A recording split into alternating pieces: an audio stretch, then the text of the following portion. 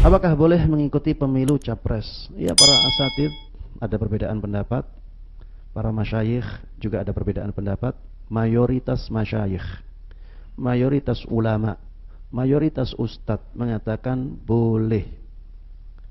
Dan pilihlah orang yang menurut kita paling baik atau paling besar maslahatnya untuk Islam dan kaum muslimin. Dan kriteria ini bisa berbeda-beda personnya antara pemilu yang satu dengan pemilu yang lain. Kriterianya itu, siapa yang menurut kita itu paling dekat dengan kriteria ini, maka pilihlah. Jadi kita tidak fanatik kepada person, kita fanatiknya kepada kriteria ini. Kenapa para ulama itu menganjurkan seperti itu? Karena ya, kita ketika dihadapkan kepada dua pilihan yang sulit, maka kita harus memilih yang paling ringan mudaratnya. Dua pilihan sulit, jemaah. Negara kita negara demokrasi, dan para ulama negara demokrasi ini tidak murni sesuai dengan syariat Islam. Tapi kita tidak bisa menggantinya, apalagi kita rakyat jelata. Tidak bisa kita ganti, itu dipaksakan kepada kita. Kemudian kalau kita tidak memilih, bukan berarti kita keluar dari demokrasi, karena demokrasi memberikan pilihan untuk golput. Demokrasi pun memberikan pilihan kepada rakyatnya untuk golput. Yang golput dibiarkan, tidak apa-apa, itu memang pilihan. Tidak ada yang memaksa kita untuk memilih. Tapi walaupun yang golput 80%, maka hukum tetap akan berjalan. Nanti yang mempengaruhi keputusan 80% tadi adalah yang 20% ini. Ya. Ini pilihan, dan pilihan ini mudaratnya besar.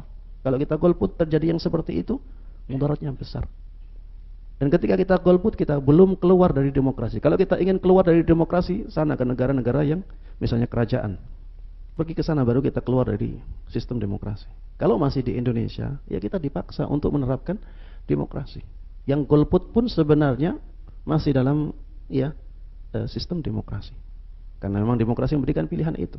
Maka lebih baik kita memberikan pilihan sebagaimana ini disampaikan oleh para ulama. Mayoritas ulama seperti itu. Antum lihat ke Lajnah Daimah, ya. Ini lembaga fatwa di negara Saudi menyampaikan itu. Antum ke Syekh Albani, fatwanya banyak, beliau membolehkan. Antum ke Syekh Utsaimin, fatwanya banyak. Ya, bahkan Syekh Utsaimin itu mengatakan wajib. Antum ke Syekh Abdul Muhsin Al-Abbad masih hidup. Ini ulama sangat alim sekali dalam masalah hadis Nabi Muhammad sallallahu alaihi wasallam. Mengajar di Masjid Nabawi itu sampai lebih dari 30 tahun atau 40 tahun. Sekarang umurnya lebih dari 80 tahun. Pernah berfatwa tentang masalah pemilihan gubernur di Jakarta. 2019. Ana di majelis. Ya, ana ketika itu di majelis beliau. Pemilihan gubernur Jakarta tahun berapa ya? 2017. Ya, ana masih di sana. Karena ana 2019 sudah di Indonesia ya. 2017. Ana pulang 2018 awal. Ana mendengar langsung dari beliau.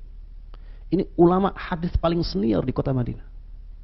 Mengatakan kalau kalian tahu siapa yang lebih maslahat, lebih besar maslahatnya bagi Islam dan kaum muslimin, maka pilih. Pilih yang menurut kalian seperti itu. Pilihan seseorang bisa salah, jemaah. Bisa salah. Bisa kita percaya kepada seseorang karena memang yang kelihatan seperti itu ternyata setelah menjabat tidak seperti itu. Tidak ada masalah di sini. Karena yang kita ikuti adalah dzan kita. Ya, ini seperti ketika ada seseorang batal wudunya. Tapi dia ingat-ingat, enggak ingat kalau dia batal. Akhirnya dia sholat. Boleh enggak dia sholat? Apa yang kita katakan?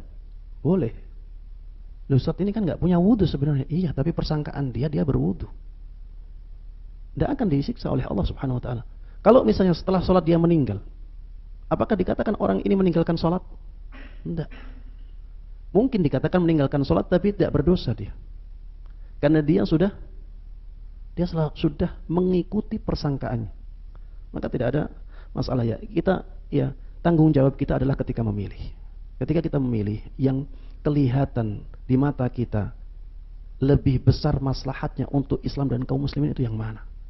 Setiap calon yang kita pilih pasti ada kekurangannya, pasti. Tidak ada pemimpin yang sempurna, itu tidak ada.